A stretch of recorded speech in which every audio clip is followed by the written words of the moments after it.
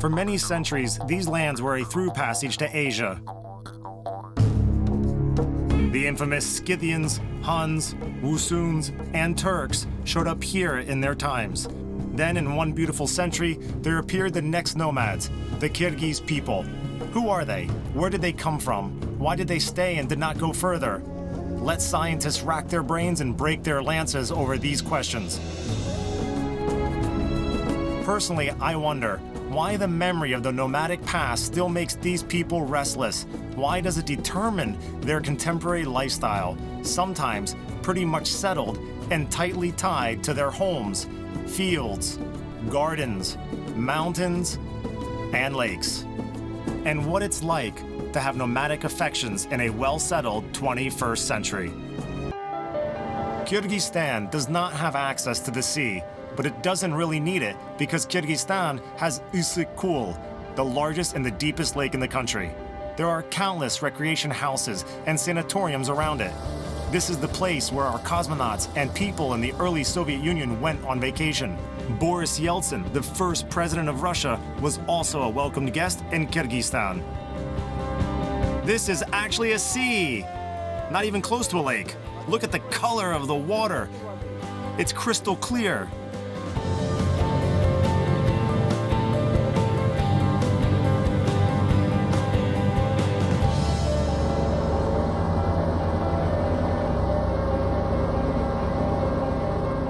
Comrade Captain, can I drink water from Issyk-Kul? Yes, you can. Really? Yes, one can drink this water, although it's a little salty. Salty? Yes, because there are 7 grams of dissolved salts in 1 liter of the Issyk-Kul water. But I won't get poisoned, will I? No. There are no hazardous industries around. No, nothing like this in the neighborhood. Especially here, the water here is crystal clear.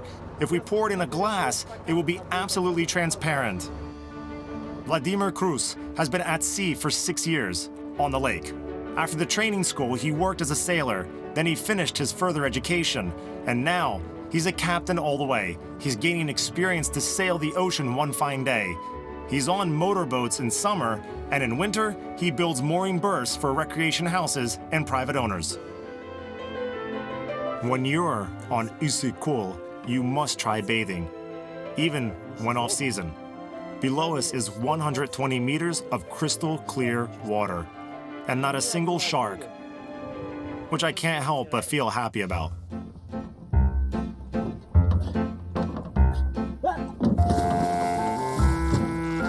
It's September. The water temperature is plus 15, exactly right for enlightenment and illumination. What if I call myself, in Kyrgyz style, Andrei met Ola, or Bai Pankrat? Pankratov Bai?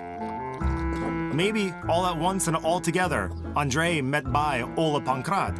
It can be translated from Kyrgyz as Andrei Golden Light of Pearly Moon Pankrat, or Andrei Pearly Moon in Golden Light Pankratov. Sailing on the lake was my nomad's rite of passage, and the lake itself became a font in which I received my new nomadic name.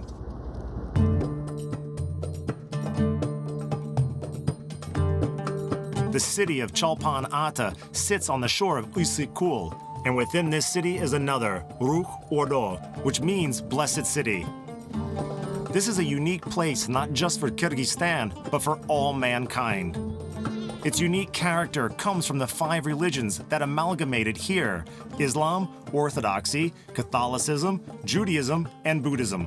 5 chapels are dedicated to them, identical from the outside, but inside containing characteristic symbols from each of the religions. There is also a 6th chapel. It is dedicated to the ancient beliefs of the Turkic peoples. God is one for all. This is Ruh Ordo's motto.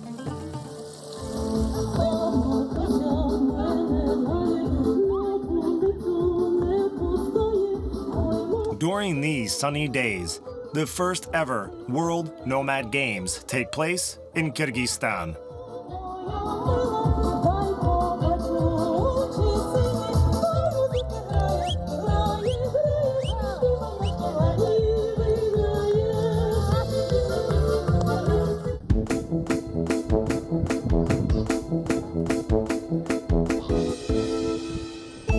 Apart from the hosts, teams from Azerbaijan, Kazakhstan, Turkey, Mongolia, Russia, Tajikistan, Turkmenistan, Uzbekistan, and even Afghanistan came to the Nomadic Olympics. A concert of local people is part of the international event.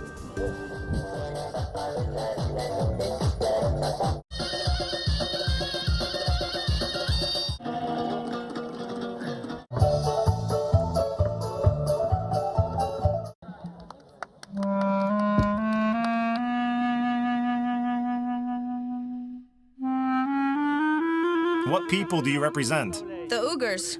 Do you live here? Yes. And why do you have these cups over your heads? It's a special dance.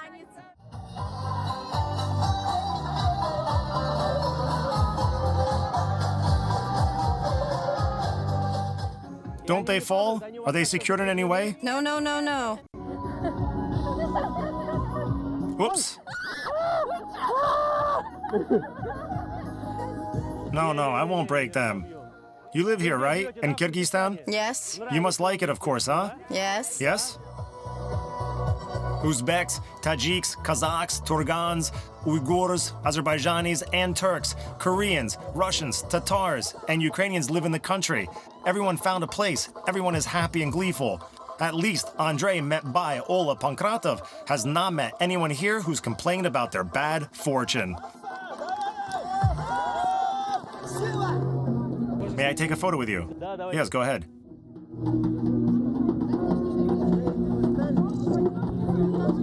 Kyrgyzstan is a multinational country, isn't it? Yes. Well, I was suspicious, but I did not know that it's so multinational.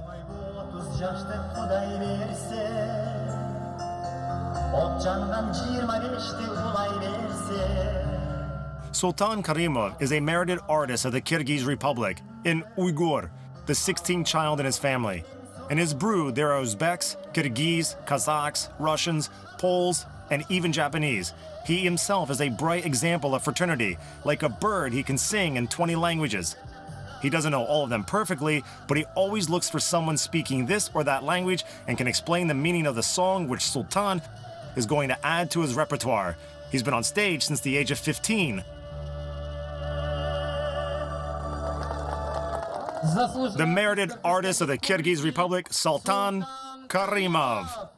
What if a Catholic or, say, an Orthodox or a Buddhist comes to visit a Muslim Uyghur? How should the Uyghur treat them? Very simply put, he must show hospitality from every side. Yeah, always. Because offering your cuisine, your treats, I think the hospitality means to never deprive, to share, and never show disdain. You should always remember that it is only afterwards, when all this separation of nations began, things like this, everyone has to show their humane side. In the years of hardship, nonetheless, we were at war together. I like your suit very much, thank you. Your shirt, was it made by some kind of designer? No. No? Did you buy it somewhere, at some place, right? Oh, I just buy these things. Really? And I like your ring. Oh, this is a gift from my son. Sultan himself is now busy as a National Conservatory professor, more than a singer. But his son is following in his footsteps, and then afterwards, at any moment, one of his grandchildren will catch up. But you can't get away from your roots. Even a merited artist can build up a yurt and ride a horse all day long. Where there is a saddle... Hello? Hello? Do you make it yourself? Yes, everything. At what price? This one is from $5,000 and higher. Why so expensive? They are all made of silver. Silver? Do you understand? Yes? Okay. This is a natural thing. It's all handmade. There's a whole set, together with the bow. Yes, the bow and the sword too. Do you also ride your horse? Yes, sure. Really? Well, naturally, I'm Kyrgyz myself. If a Kyrgyz can't ride a horse, it is a shame for us. Really? There are cheaper saddles in the market of craftsmanship at $2,500, at $3,000. Not every Hun had this, not every Scythian, and not every Kyrgyz has.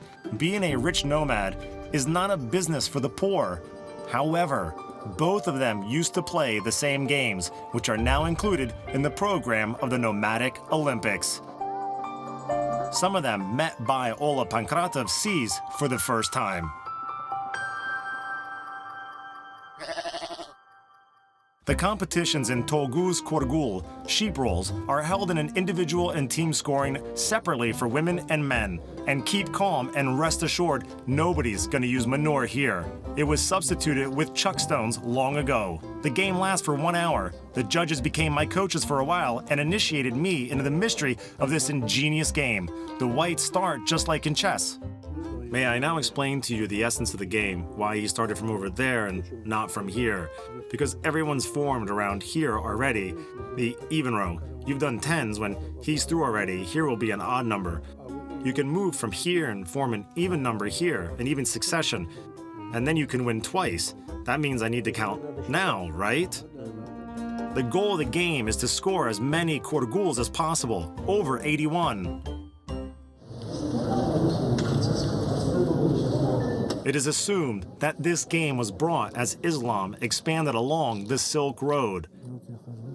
The game itself is ancient, no younger than 4,000 years old. Kyrgyz Korgul is very popular in Kyrgyzstan, both among boys and girls. The coaches are master sportsmen in roles. They raised 18 young master sportsmen, champions of the Republic in Asia. Well, I'd like to emphasize that despite the peaceful nature of the game, still it is a military game. Military strategic. It's all about strategy. Yes, strategy. Because each role that you see is a warrior, a soldier. The more warriors you have, the mightier you are. Yes, yes. Yes, I suggest a draw. The white? Yes, the white suggests a draw. White side? Yes, I agree. At the same time as Kyrgyz Korgul in Ruk Ordo, there is another competition that provides widespread entertainment, which have survived from ancient times to the World Nomadic Games. It is called Ordo, that is Horde, the Khan's headquarters, a palace. The game is a 2-hour fight between two teams from the Khan's headquarters. A team consists of 7 players, each having his own tampoi, a cow bone for knocking out alshis, ram bones. The latter are to be knocked out of a circle which is 12 meters in diameter. The one who knocks out more bones in 2 hours is the winner. The game looks simple.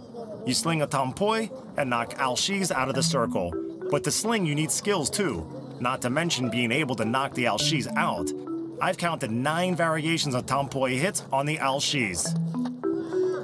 One should stand near an alshi, or by the center, or by Khan, right? Well, there's also Khan, a kopek. This player can stand on his knee and knock out alshis from inside. It's called chertu. See, now he's doing chertu, yes? In 1 or 1.5 hours, Nomad, Andrei, Met, Bai, Alla, Pankratov finally got greedy with the tampoi, alshis, and the Khan. Well, I'd like to sling too, at least a couple of times, for sure, yes? We'll definitely try it, will we? The other leg, stand on your other knee. Like this? Sit down, right? Like this now? Okay. You're doing well. Oops. Okay, that's it. Knocking out Khan means the dethronement of the ruler. A Soviet kopek plays its part in Ordo. It's hard to knock it out of the circle because it is small and thin. For the fresh-baked nomads, it is almost impossible, but the professionals can handle this task perfectly. Until twilight, Met by Ola Pankratov was playing Ordo with his Kyrgyz fellows, getting a feel for it, so to say. Perhaps his new skills will prove useful sometime in his life.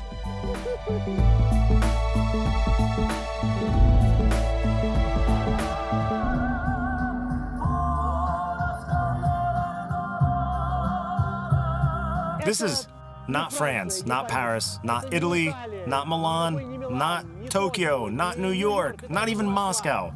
This is a city, which the name I will pronounce with a mistake if I try. This is Kyrgyzstan, the shore of Lake Issyk-Kul.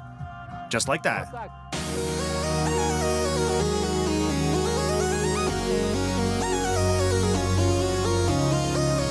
It was already nighttime when almost 20 Kyrgyz designers presented their works in Ruk Ordo, named after Chingiz Aytmatov.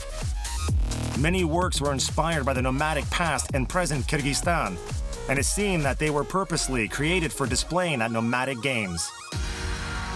Girls like these walk their streets here to the taste of the nomad met by Ola Pankratov, and to the fullest extent of the nomadic theme, this was developed with garments from the collection of patterns of the nomadic world by Medina Tapayeva, the Kyrgyz drama theater costume designer. Medina's grandfathers and grandmothers are from Issyk-Kul. As a child, she used to come to them to live in yurt. The author is familiar with the subject firsthand. What's wrong with your voice? I've caught a cold. It was very cold yesterday. Caught a cold? You must have bathed too much in Issyk-Kul. No. No? We had a run through till late. It was very cold. What if you put aside everything national? It's our heritage. That's why my collection is called that way. If we forget, as they say, an artist will never become a really good one if he forgets the old masters. That's why I think that it's really good to remember our ancestors. Regardless of their theatricalism, Tapayeva's garments are appropriate for visiting guests, an office party, a sabantu, and the bride farewell ceremony, Kyrgyz uzatu. It's too eccentric for a supermarket, but quite good for a theater trip. Do you know how to ride a horse? Yes? And you? I can too. Yes? Now you, that's a lie. No, we got big stables near the city, Really? and I think they always go there with great pleasure. Well, may good artistic success attend you from now onwards. I liked your collection very much. Even top models ride horses here. I believe the day and time will come when the girls from Asia and around the world will get on horses not only for the sake of a pleasure trip, but also to have a duel with a female rival. All the while, the horse fight is exclusively a masculine sport.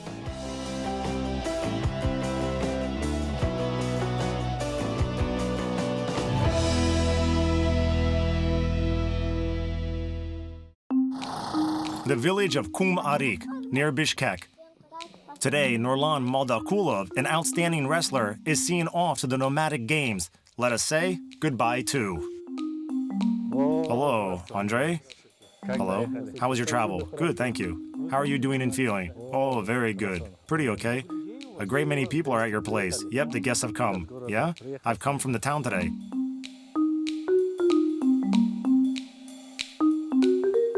Nurlan has 5 children. One boy, the others are girls. Son Mukash is growing up as a horse sportsman and does boxing and martial arts. Before leaving, the wrestler gathered relatives and friends and set the table. There will certainly be besh barmak at the parting ceremony. I believe that you know Nurlan better than anybody else, do you? Yes, I do. What kind of man is he? I used to have many pupils in the past. Among them, he was the most talented, the most obedient and responsive sportsman. You see, he treats both the juniors and the elders in the same way.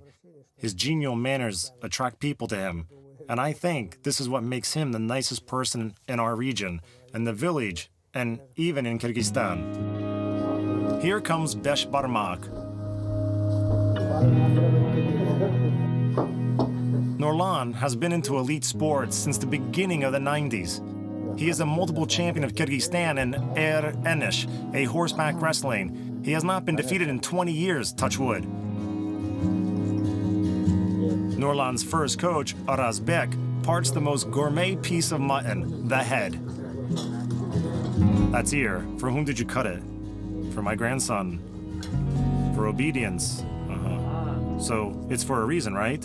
Yes, for a reason, sure. And who are you going to give the other parts? A cheek, legs. It's for women. What is for women? A cheek, a cheek, a cheek for what? Oh, because they are women. And eyes are for the closest person. The tongue? Tongue is for everyone. Everyone. To the uttermost talkers. Because there's no tongue in the head. It was left in the lower part. No tongue is here. No, right? The village of Kum-Arik is big. So big that not everyone knows each other. In fact, these are 3 smaller villages. Between one and another is quite a distance. Nurlan lives in one part, but he had to run to a neighboring part where his school was. By the way, children in Kyrgyzstan, even in junior classes, go to school unaccompanied by adults. They're playing outside alone. Parents allow them because it is safe. So the school is big. There must be plenty of children in the village. Yes, a lot. You studied here as well, didn't you? And how was your progress? Good. Good? I was average. Average. Yes, I had C's, B's. Did you have any D's? Sometimes, yes, I had. Nurlan and Metbay Ola Pankratov went to the school to see the training of young athletes who study wrestling, Kyrgyz Koresh. Nurlan was fond of it in his youth, and he is well versed in the twists and turns of this deadly wrestling. The wrestling skills also help him do the horse performing successfully. Here's our gym. Well, you must have had A grade in sports, I suppose. Sure, as it should be. Yes. All athletes are local. Citizens of Kum Arik are all champions of Kyrgyzstan. I suspect that our Nomad will get the stick smashed against the floor and turn it into mincemeat right away. It resembles Greco-Roman and freestyle wrestling. Yes, all at once, only with belts. Only with belts. In the village's sport club of Kyrgyz Koresh, there are 45 attendees. Classes are held every other day. The wrestling is included in the program of the Nomadic Games.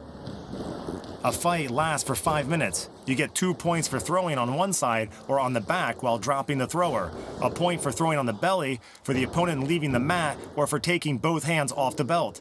A flawless victory is a throw on the back, but without falling. Technical victory is awarded if one wrestler has gained 8 points, while the other has 0, and you cannot grab the opponent's legs as well. May I go on the mat too? Sure, yes, just to try, okay? Certainly. May I? You bet, I'm coming. It's quite challenging to get engaged into a fight without knowing belt wrestling technique. You don't know where to put your feet and arms, but still, it is fun. It's good practice. Maybe it will be useful for our Nomad one day.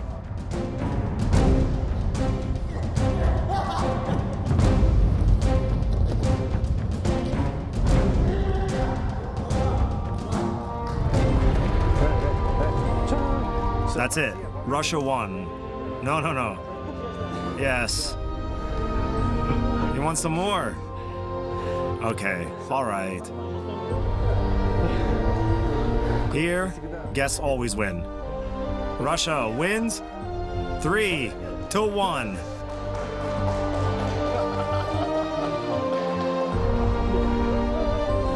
It's very difficult and uneasy wrestling because your hands must always rest on the belt, and it seemed that there was no freedom to act at all. Yes. Also, I was constantly thinking, now I'm gonna fall and you can't catch on to anything. If I fall down on my arms, he'll break my bones or something for sure. But it turned out that although this is a difficult form of wrestling and maybe awkward, that's what makes it good. And you develop some great talents. The boys will definitely do well. Yes. To all these, good job. Yep, we're proud of them. Thank you. Thank you. Thank you. Thank you. Thank you.